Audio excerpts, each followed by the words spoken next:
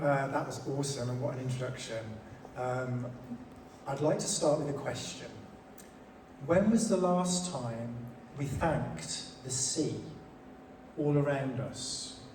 Actually stopped and thought about what it does for us, what it does for us under Brighton Pier, for example, and actually stopped and thanked the sea in terms of all of the cooling effects, the species, and the foundation of where we live, of these coastal communities.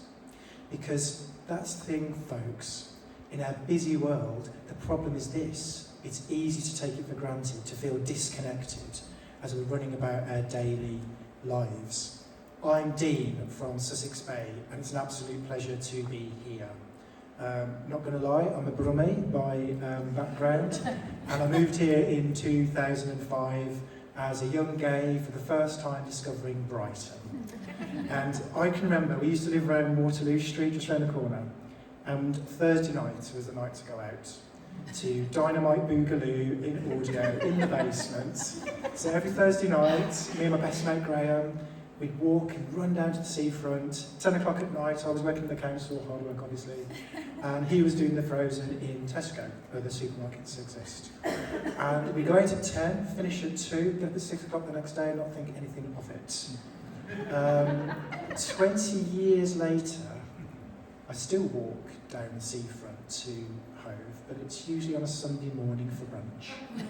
And for a green tea, although you have to watch the caffeine nowadays. And the reason I'm saying all of that is, of course, the sea's around us. Back then, 20 years ago, I took it for granted. I didn't even notice it was there. But of course it's there. And if you live in a place for a long time, imprints, you start to see things, don't you? Where your kids went to school, where you got married, where you proposed, and what it means to you. I wonder if what we could do is begin to think about the sea, not as a border at the end of land, but within our hearts, within our home, because it's all of us, isn't it really? And I'm proud of that Birmingham accent as well. My dad contacted me recently and said, Dean, I've watched some of your TEDx talks, and we don't talk like that in the Black Country. And of course he's absolutely right, and I love going back there. And now, all these years later, I'm married to a Spaniard, so the accent's even worse, although I can tell. I'm still learning. More about that later. In terms of a warning though, let's imagine an unpleasant thing for a few minutes, not too long on a Friday night with everything that's going on out there. Imagine 25, 50, 75 years from now, and you're walking along the prom in Hove or on the Undercliff or wherever you are, and you're walking on a concrete wall because there's no pebbles that we love, it's all gone, it's been eroded. And you notice that no one's in the sea, there's no small boat fishing.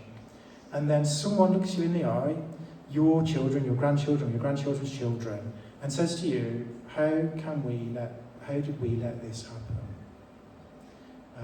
Wow, and that really hit home for me, because with your help, we can do something to help with that. In terms of hope, there's lots of hope around. I'm going to bring in a few examples. So before 2021, again, I had no idea, and many of us didn't, that large, heavy vessel, big tankers, big boats, were coming in at where we live and trawling, heavy net trawling, churning up, and just wrecking the ocean to catch a few fish, and that's been going on for years. So, you know what happened? People came together through a campaign, Save Our Kelp, and formed a petition, and now that is banned. You can still fish sustainably, you can still swim, you can still bathe, but we stood up there together and said it's not good enough for where we live, and it's banned. And you know who chaired and patroned and championed that cause? Sir David Attenborough. Now, 5 years later, the start of life is coming back. Mussel communities are returning to life because we have a wonderful collection of species and habitats under our water. Tompot benny, stingray, cuttlefish, dunlin, birds, you name it, it's there, and of course dolphins, kelp, and much more. Recently, that trawling ban was extended to Beachy Head as well, which is amazing. Again, we stood up and said, no, it's not good enough. No, it would take years and years for nature to come back, to put right the wrongs of all those years, but we have to do it. And speaking of that, what we did is this in our part of the world.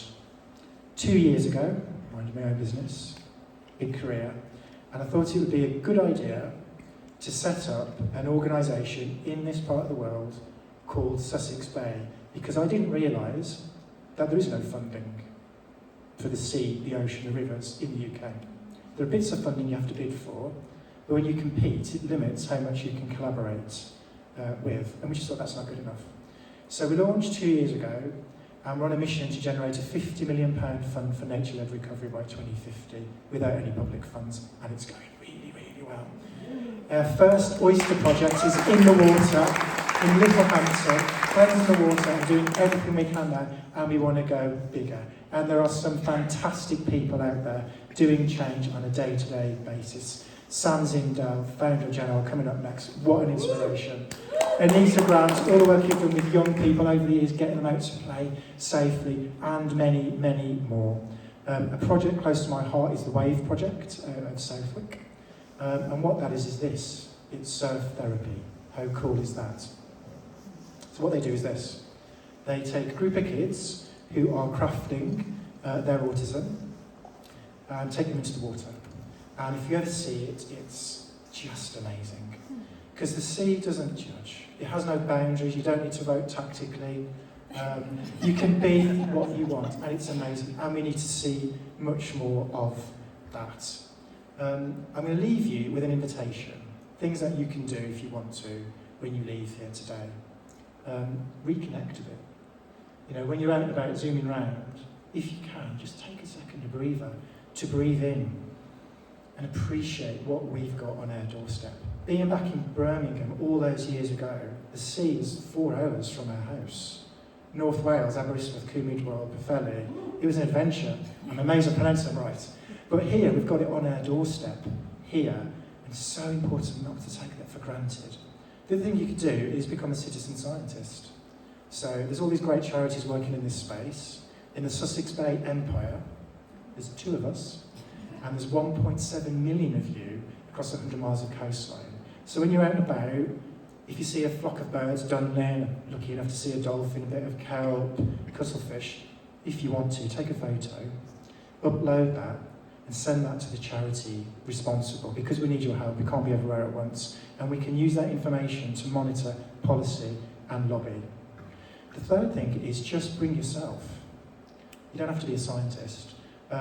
Maybe to pick a Brighton example, I'm amazed by the people who want to help. We have a flourishing artistic community here who recently, artists like Laura Callahan, Nina, Angus from Locate Productions, took over a building of a co-working area which is home to Sussex Bay. I can't even look the co-working owners in the eye, but took it over and said, this is great. We want to shape Sussex Bay in new ways, and we want more people to get involved. So wherever it is, bring it. And whatever your reason for doing it is and your reason for being here tonight. For me, it's a personal one. So, married to a Spaniard, living the gay dream. For the last 2 years, we've been going through the IVF adoption process. Now, if anyone's gone through that, you will know what an emotional roller coaster that is. A few sad starts and a few false starts, but touch wood, September, October, mi niño, should be joining us. Fingers crossed, yeah? And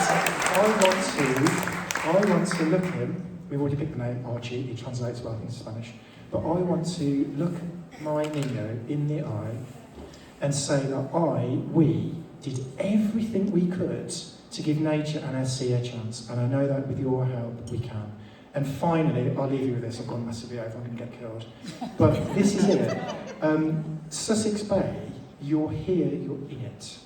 100 miles of coastline between Camber Sands and Selsey Bill, kicked off and started in Hove, Brighton and Worthing. And we should be so proud of that. Because this is it. Sussex Bay isn't mine, it's yours. Whatever your care, whatever your interests, whatever your background, we are Sussex Bay, and we can do this together. Thank you so much for listening.